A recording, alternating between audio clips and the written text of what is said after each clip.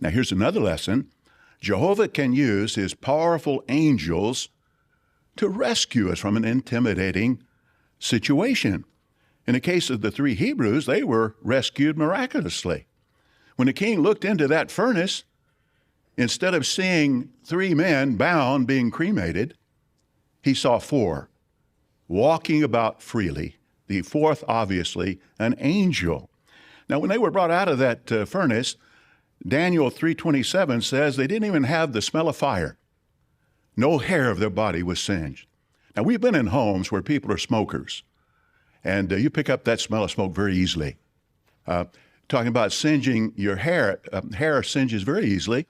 Some time back, I tried to light a gas stove using a match.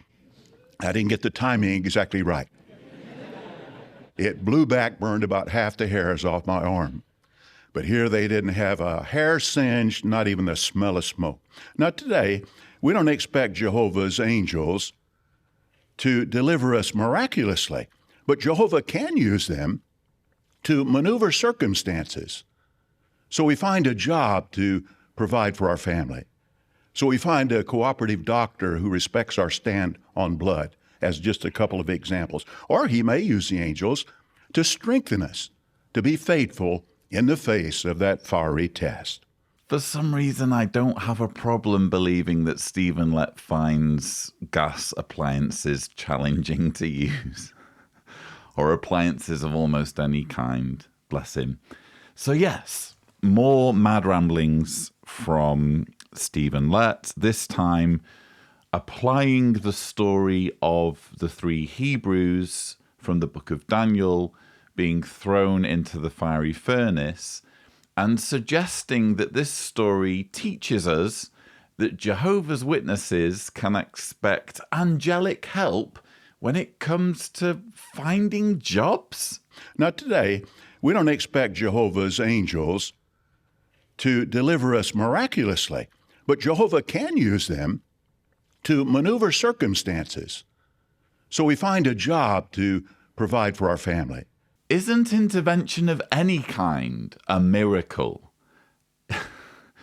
If an angel's going to intervene in your life and maneuver matters for you as a Jehovah's Witness so that you end up getting employment that you wouldn't otherwise have gotten, isn't that a miracle?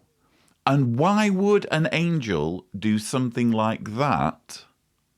So mess with the wiring of the guy conducting your interview, the brain chemistry, just fiddle around with the paperwork or the recruitment process or whatever so that a desired outcome is achieved. Why would an angel do that but not miraculously rescue a Jehovah's Witness so that they survive, for example, the COVID pandemic? We've had tens of thousands of Jehovah's Witnesses die due to the COVID pandemic alone.